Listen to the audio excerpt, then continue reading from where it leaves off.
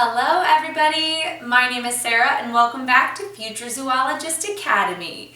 Today I'm very excited because we are talking about one of my all-time favorite ocean animals. Now I tend to really like animals that are a little bit strange, and today we're talking about a very strange fish. A fish who swims in an upright position, has a mouth kind of like a horse, and has some really unusual breeding behaviors. Today, we're learning all about seahorses. Let's get into it. Seahorses are a genus of fish with about 45 different species. I do want to mention that this number could change. In the last 25 years alone, there have been at least 6 new species of seahorses discovered. And seahorses are very closely related to pipefish and sea dragons, and together they make up a group of fish called sygnathids. We usually find seahorses and other sygnathids in the ocean, in warm, shallow environments, especially in places like coral reefs, seagrass beds, and mangrove forests. And we're going to talk about why each of these ecosystems are perfect for seahorses in just a little bit. While seahorses might not look like most other fish, they are definitely fish. And they do have a few things in common with other fish. Like all fish, seahorses are vertebrates, which means they have a backbone. Also like other fish, seahorses breathe underwater using their gills. Now, aside from that, there are a lot of things that make seahorses different from other fish, so let's spend a couple minutes talking about those. Unlike other fish, whose bodies are covered in scales, seahorses actually have a layer of skin that is stretched across these bony plates. We said before they have a backbone, but that's definitely not the only bone they have. Their body is made up of a perfect outline of all these bony plates that are connected together. A seahorse's skeleton is actually a perfect outline of their whole body. Another thing that makes seahorses different than other fish is how they swim. Most fish swim horizontally in the water, but seahorses tend to swim a little bit more vertically. They have a tall, upright body with very small, very weak fins. They have one fin on their back, and they have 2 fins, one on either side of their head, that are mostly used for steering. And because their fins are quite small, they're very poor at swimming. And now for most fish, this could be a big problem.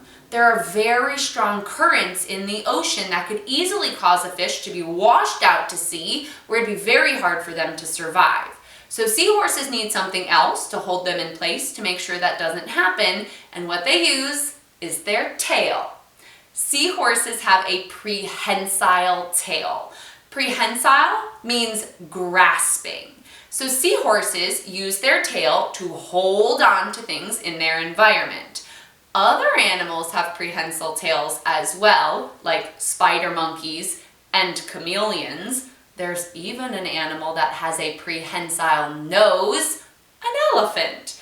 They have a trunk, right, that they can use to grasp things, so we say it is prehensile. Now remember, we said before that seahorses tend to live in places like coral reefs and seagrass beds and mangrove forests, and those are the perfect places for them to live because there are all sorts of structures for them to grasp onto to make sure that they don't get washed out to sea. Most seahorses also rely on these special environments for camouflage, to stay hidden from predators. As a small, mostly defenseless animal who's not a very good swimmer, their best strategy at avoiding a predator is to stay hidden. So they often have similar colors and patterns to the structures in their environment, like coral or seagrasses.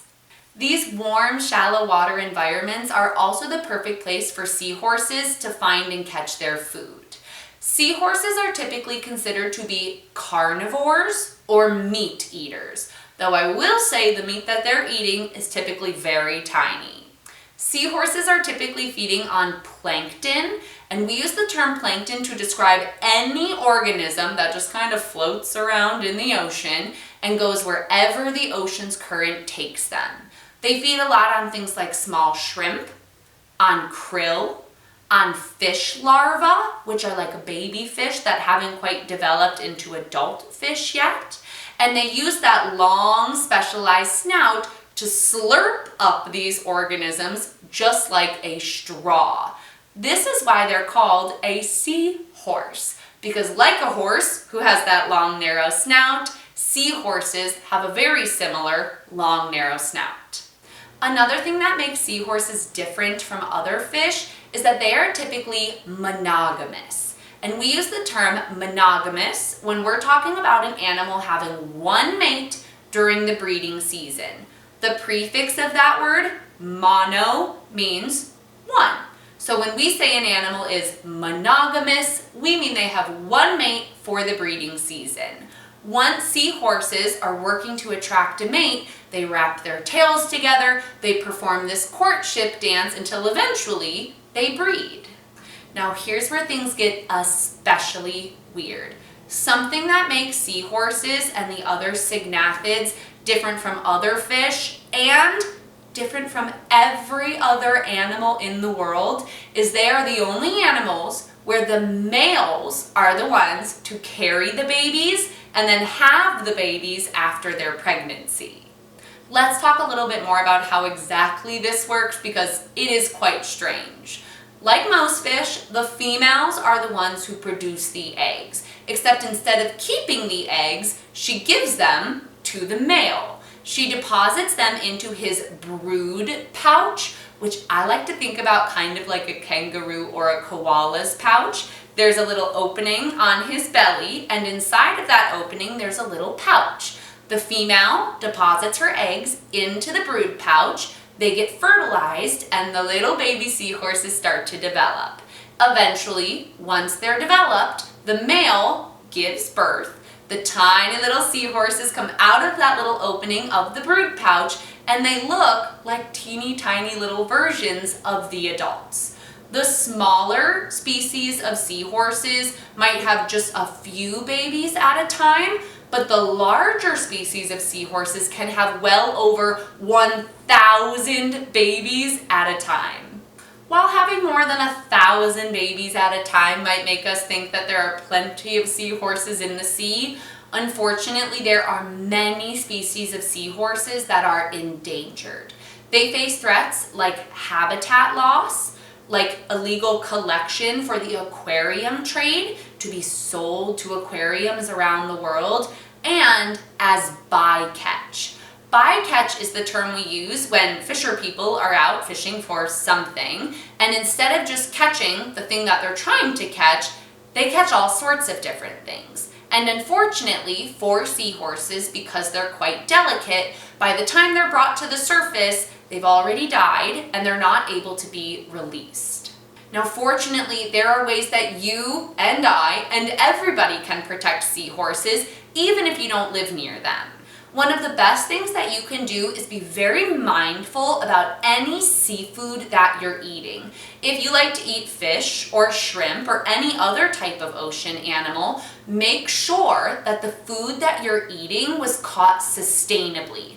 There are lots of fishing practices that are done to reduce the amount of bycatch that happens during the collection process. So, unfortunately, there are many seahorses that are threatened with extinction, but fortunately, we can help make sure that doesn't happen. All right, you guys, thank you very much for joining me today to learn about one of the strangest fish in the sea. If you would like to learn even more, do quizzes, activities, projects, please visit that link below to visit our websites, and I can't wait to see you at our next lesson. Thank you very much.